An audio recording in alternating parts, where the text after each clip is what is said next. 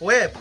Sasa nataka kuzungumza na nyinyi, munisikilize vizuri na jambo langu. Na jambo langu hili jambo mimi linanisukuti sana, linanikolokocha. Mmenielewa? Nisikilize mimi director mkubwa toka Mtwara Mikindani. Na jambo leo, jambo langu kubwa na zito.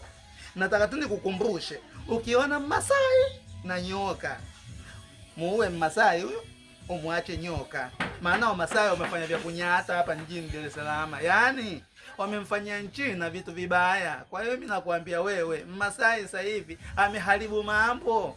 Kwa sababu huyu Masai si mtu. Haiwezekani yeye amfanyie mtu vibaya. Sasa bora kumuua Masai, kumwacha nyoka. Yaani yule nyoka atakuwa hata kwenye maonyesho kule atakuwa na faida. Bwana wewe, ndo nisikilize mimi ninachokuelekeza, msinipinge. Kwa sababu nyoka na Masai, bora muue Masai, umwache nyoka afanye mambo yake.